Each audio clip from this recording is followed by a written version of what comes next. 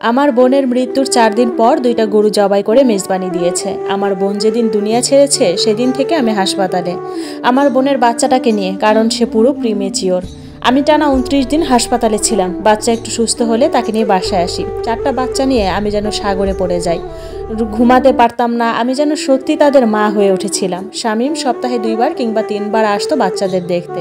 বাচ্চাদের সব খরচ শামীমই দিত। বড় মেয়েটা যখন মা মা করতো আমার কলিজা ফেটে যেত।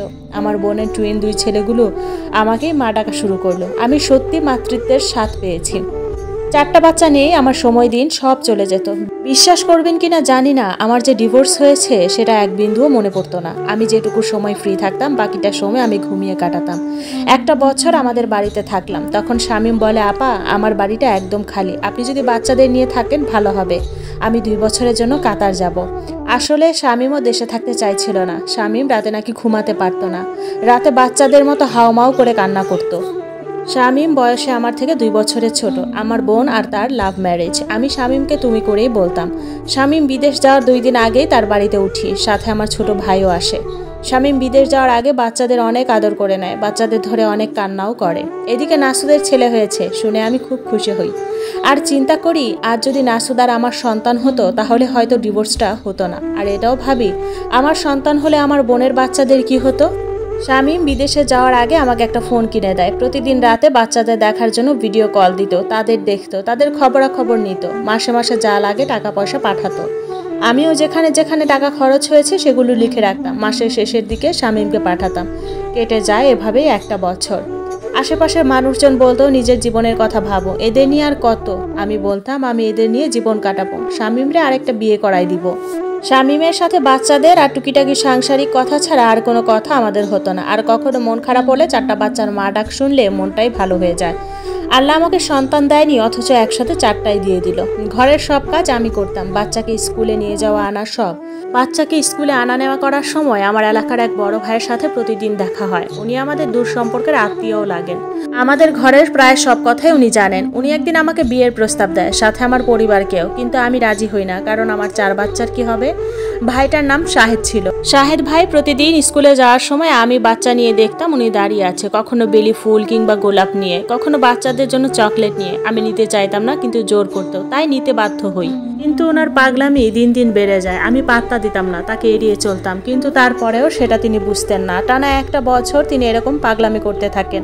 শামীম দেশে আসে 3 বছর পর। সব বাচ্চাদের নিয়ে আমি এয়ারপোর্টে যাই আমার ভাই সহ শামীমকে আনতে। শামীম তো বাচ্চাদের দেখেই কেঁদে দেয়। শামীম আমার জন্য একটা গলার চেইন এনেছে, আমি চেইনটা নেই নাই। শামীমকে বললাম, ভাই তোমার কাছে রাখো, তোমার কাজে লাগবে। শামীম একটু আমার উপর রাগ করলেও আমি বিষয়টা আমলে নেইনি। সকালে শামীমের আত্মীয় স্বজনেরা বাসায় আসলো। এই 3টা বছর তাদের চোখেও দেখিনি, এমনকি বাচ্চাদের জন্য একটা ফোনও দেয়নি। তারা শামীমের সাথে কথা বলে তাদের গিফটগুলো নিয়ে দুপুরে খেয়ে দিয়ে চলে গেল। শামীম দুপুরের দিকে আমার বোনের কবরে যায়, জিয়ারত করে। পরের দিন বোনের জন্য মিলাদের আয়োজন করে। কিছু ইয়াতিম বাচ্চাদের দুপুরের খাবার আয়োজন করে। টানা 5টা দিন খুব ব্যস্ততায় কাটলো আমার, কারণ শামীম দেশে আসাতে মেহমানরা আসছিল। এইদিকে শাহেদ ভাই আমাদের বাসায় গেল তার মা বাবাকে নিয়ে। আমার মা তাদের বলল 7 দিন পর জানাবে। পরের দিন মা বিষয়টা নিয়ে আমাকে জিজ্ঞেস করলো। তখন মাকে বললাম, মা বাচ্চাগুলোর কি হবে? আর আমি ওদের ছেড়ে যেতে পারবো না। মা, আমার তো কখনো সন্তান হবে না, তুমি তো জানো। শাহেদকে জীবনে জড়িয়ে কি লাভ বলো? আজ না হোক কাল কিংবা পরশু ওনাদের সন্তান তো লাগবেই। মা আমার কথা শুনে চুপ হয়ে গেল। পরে বিষয়টা শাহেদ ভাইকে জানালো, কিন্তু ভাই নাসর বান্দা, সে আমাকে বিয়ে করবেই। রাত বিরাতে শামীমের বাসার সামনে এসে দাঁড়িয়ে থাকতো।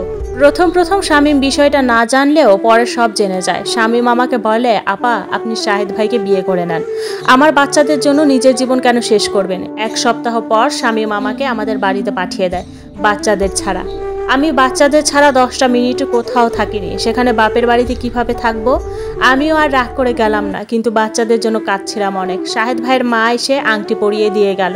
শাহেদ ভাই দেরি করতে চায় না, ঘরোয়াভাবে যত তাড়াতাড়ি পসিবল বিয়ে করবে আমায়। 7 দিন পর বিয়ের তারিখ ঠিক হলো। এর মধ্যে বাচ্চাদের সাথে কোনো যোগাযোগ নাই, শামীমের সাথেও না। আমার বিয়ের আর মাত্র কিছুদিন বাকি। রাত 3টার দিকে দরজায় আওয়াজ। আমার ভাই গিয়ে দরজা খুলে অবাক। 4 বাচ্চা নিয়ে শামীম এসেছে। আমি রুমে ঘুমাচ্ছি, হঠাৎ করে ফিল হলো আমার গায়ে কারা যেন উঠছে। ও মা, চোখ খুলে দেখি বাচ্চা 4টা। আমি ঘুম থেকে উঠে কিছু বুঝতে পারলাম না, একটু পর সব বুঝলাম আর 4টাকে জড়িয়ে ধরলাম। শামীম আমার মাকে বলল, আম্মা আপনার যদি অনুমতি থাকে, আপনি যদি চান তাহলে আমি মাটি আপাকে বিয়ে করতে চাই।